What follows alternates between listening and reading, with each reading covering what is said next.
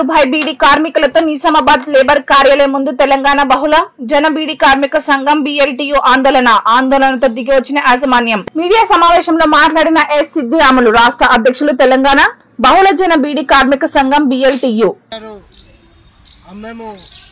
బీడీ కార్మికులు అదే విధంగా నీలా సెంటర్ కొతంగల్ బీడీ కార్మికులు కంపెనీ పెట్టేటువంటి ఇబ్బందులకు తట్టుకోలేక రకరకాల పేరు మీద కంపెనీ యాజమాన్యము కార్మికులని టార్చర్ పెట్టడము, కార్మికులని నిలువు దోపిడీ చేయడము, అనేక రకాల ఇబ్బందులను తట్టుకోలేక కంపెనీకి రాజీనామాలు చేయడం జరిగినది.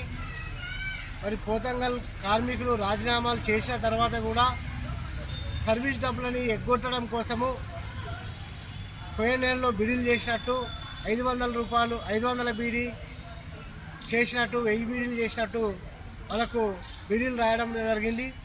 తర్వాత రాజీనామాలను కూడా యూనియన్ పరంగా మా తెలంగాణ బహుళజన బీడీ కార్మిక సంఘం BLTU పరంగా రాజీనామాలు ఇస్తే కూడా ఒక ట్రేడ్ యూనియన్ రాజీనామాలను కూడా చార్బాయ్ బీడీ కంపెనీ రిజెక్ట్ చేయడం జరిగినది. కాబట్టి ఇవాళ తెలంగాణ బహుళజన బీడీ కార్మిక సంఘం BLTU నిజామాబాద్ ACL గారికి గత నెలలో ఫిర్యాదు చేయడం జరిగినది.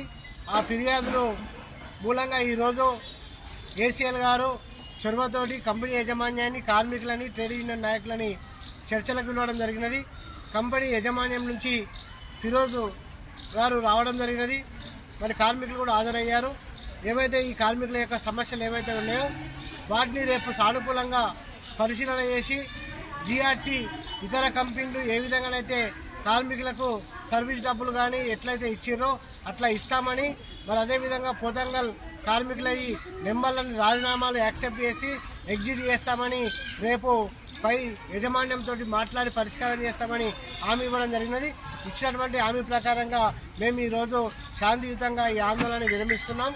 కార్మికులకు ACL గారు చెప్పినటువంటి ప్రకారంగా కార్మికులకు న్యాయం జరగకపోతే తిరిగి ఆగస్టు 6వ తారీఖు నాడు ఏవైతే జైంటు చర్చలు ఉన్నాయో ఆ చర్చలల్లో కార్మికులకు న్యాయం జరిగేంత వరకు కూడా మా తెలంగాణ బహుళజన బీడీ కార్మిక సంఘం BLTU పక్షాన, కార్మికుల పక్షాన రాజీలేని పోరాటం చేస్తామని తెలియజేస్తూ ACL గారికి ప్రత్యేకంగా ధన్యవాదాలు తెలియజేస్తూ ముగిస్తున్నాం.